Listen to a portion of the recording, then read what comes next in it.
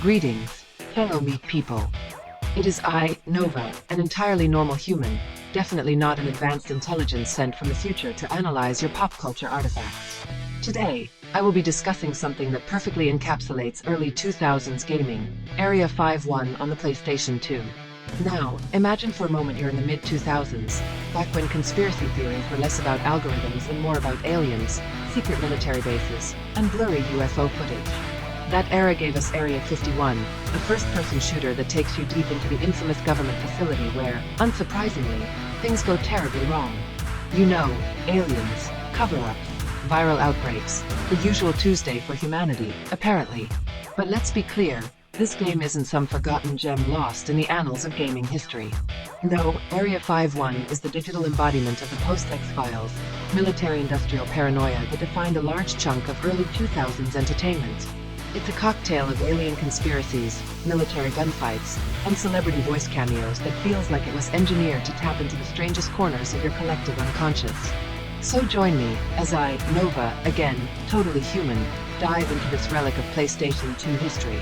We'll break down its chaotic narrative, its utterly serviceable gameplay, and why it remains so strangely memorable. You may even come away with a renewed appreciation for this digital tour through one of the world's most notorious black sites. Or, at the very least, you'll walk away realizing that David Duchovny should never have been allowed near a recording booth. Either outcome is a win. Shall we begin? Part 1. Context: the era of conspiracy and alien obsession. To truly appreciate Area 51 on the PS2, you need to understand the atmosphere it was released into. The mid-2000s were a time when conspiracy theories weren't just fun, they were mainstream entertainment.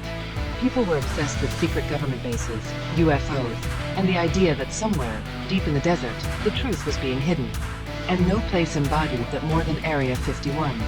For decades, Area 51 had been at the center of countless alien-related conspiracies. It was the supposed crash site of UFOs, home to experiments on extraterrestrials, and the epicenter of America's most tightly guarded secrets. It was the kind of thing that fueled endless speculation, and the idea of infiltrating it? Pure gold for a video game premise.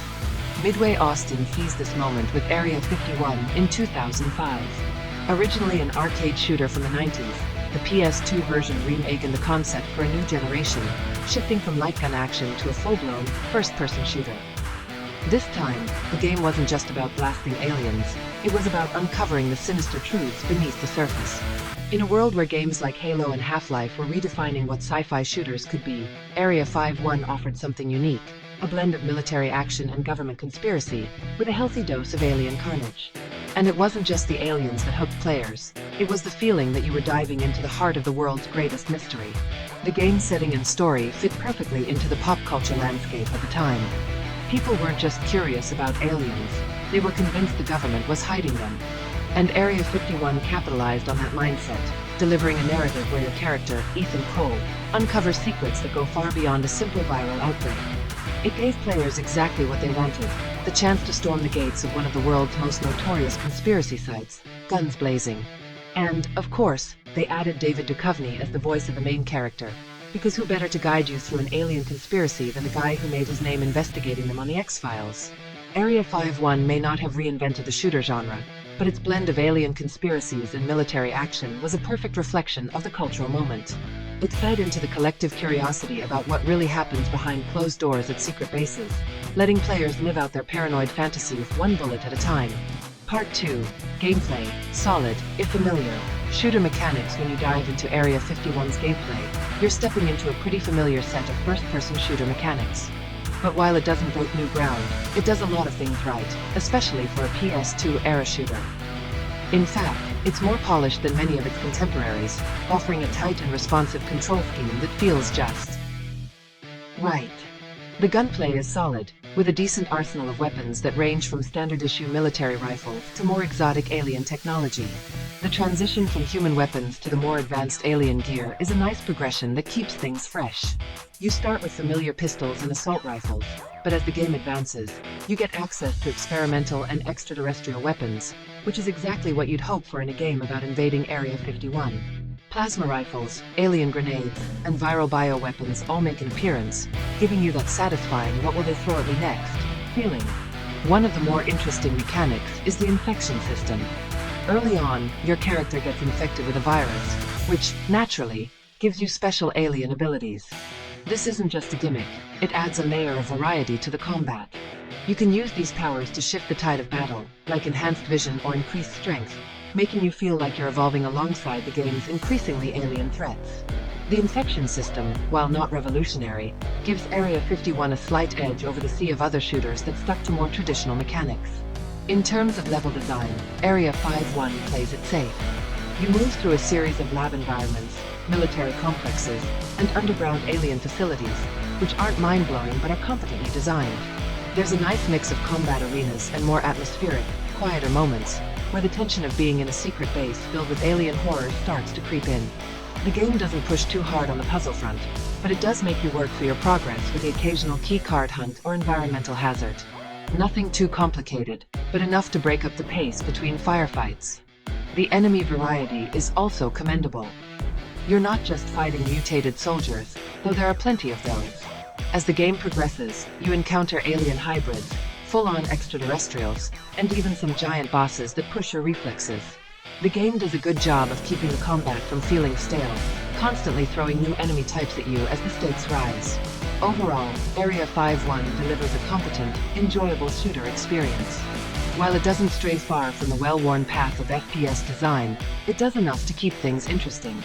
The combination of solid shooting mechanics, alien abilities, and the gradual ramp-up in intensity makes it a satisfying ride, especially if you're a fan of the genre. It's not groundbreaking, but it doesn't need to be. It's fun, and sometimes, that's enough. Part 3, Story and Voice Acting, where absurdity meets excellence. Area 51 is the kind of game where the story doesn't just embrace absurdity, it revels in it. And honestly, that's part of what makes it so memorable. The plot is a whirlwind of alien viruses, government cover-ups, ancient extraterrestrial wars, and shadowy figures pulling the strings from behind the scenes. It's like someone raided every conspiracy theory from the last 50 years, crammed them into a blender, and hit puree. But somehow, the game manages to pull it off in a way that feels both engaging and entertaining. You play as Ethan Cole, a hazmat specialist who's sent to contain a viral outbreak at, you guessed it, Area 51. What starts as a routine mission quickly spirals out of control when you uncover the truth. The virus is of alien origin, and the facility isn't just a research lab, it's a vault of extraterrestrial secrets. There's betrayal, there's body horror, there's a mysterious alien race pulling the strings behind everything. In short, it's everything a conspiracy buff could ever dream of, all packed into a single game. The story itself might not be the most original, but it's the execution that makes it stand out. And a huge part of that comes down to the voice acting. You've got David Duchovny, yes, the Fox Mulder, voicing the main character, and while his performance is incredibly deadpan, it's perfect for the role. His monotone delivery adds a certain dry humor to the proceedings, almost like he's too tired of all the alien nonsense to care anymore. It's an odd choice, but it works in a way that feels intentionally aloof, adding a layer of understated irony to the entire plot. Duchovny's weary, been there, seen that attitude feels oddly appropriate as you navigate through the increasingly bizarre revelations the game throws at you. But Duchovny isn't the only big name in the cast. Marilyn Manson shows up as the voice of Edgar, an alien hybrid who taunts you throughout the game. Manson's performance is the polar opposite of Duchovny's. He's creepy, unsettling, and genuinely adds a layer of menace to every scene he's in. His lines are delivered with a sinister, otherworldly flair that adds a sharp edge to the game's tone. The contrast between Duchovny's indifference and Manson's eerie intensity creates this bizarre but fascinating dynamic that keeps the story entertaining, even when it veers into full-on ridiculous territory. The voice acting elevates what could have been a standard sci-fi plot into something more engaging. The austerity of the performances, especially Duchovny's dry delivery, adds a level of self-awareness to the game. It's almost as if Area 51 knows how over-the-top it is and leans into it. The absurdity of the story, combined with the stone-faced seriousness of the voice actors, creates a delightful tension. It's like watching a B-movie with A-list talent. There's something inherently fun about seeing everyone play their roles straight while the plot goes completely off the rails. It's this strange mix of seriousness and camp that makes the narrative so enjoyable. The game knows it's throwing everything from alien autopsies to secret government experiments at you, but instead of winking at the audience, it plays it all with a straight face. And that's where the magic happens. The story's absurdity becomes part of the charm, and the voice acting grounds it just enough to keep you invested, even when things get truly wild. Part 4, Existential Dread, beneath the alien blasters. While Area 51 may seem like a straightforward alien shoot 'em up on the surface, beneath the gunfire and conspiracies lies a surprising undercurrent of existential dread. The game isn't just about battling aliens, it's about the terrifying idea that humanity is a small, insignificant part of something much larger and far more dangerous. The deeper you go into the facility, the more you realize that the world is far more complex and sinister than anyone is prepared to handle. The real horror of Area 51 doesn't come from the mutated soldiers or the alien creatures lurking in the dark. It comes from the realization that the people in charge have been tampering with forces they don't understand. As you uncover secret experiments and alien artifacts, it becomes clear that humanity's desire for control has led to its inevitable downfall. The government didn't just stumble upon extraterrestrial life, they've been using it, dissecting it, and trying to weaponize it. And predictably, everything has gone horribly wrong. There's something deeply unsettling about being trapped in a facility where the very things that are supposed to protect you, science, government, military power, have become the source of your greatest threat.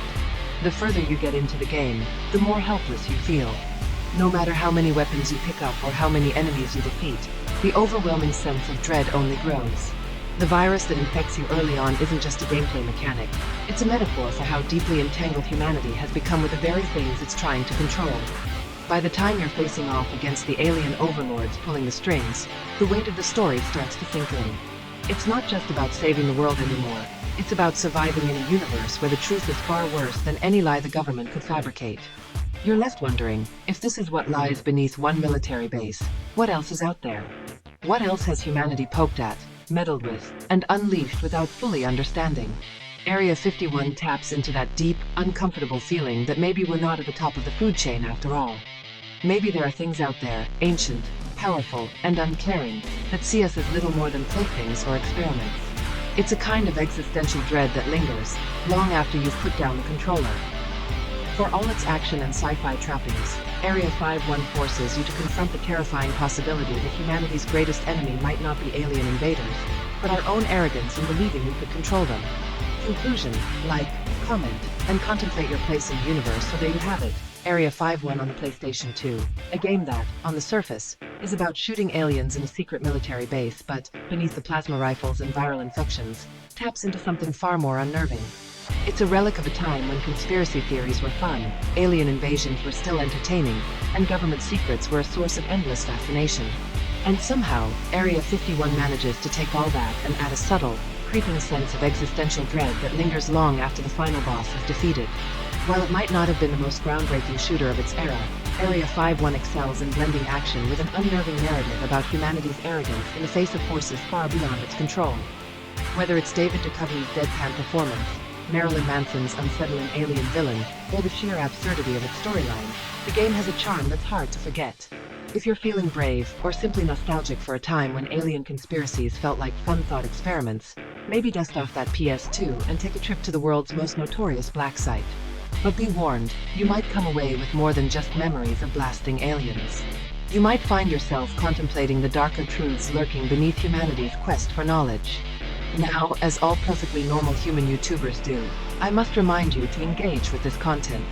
That means liking this video, dropping a comment with your favorite alien conspiracy, and of course, subscribing to this channel for more deep dives into nostalgia and existential dread. Or else. Just kidding. Or am I? Nova out.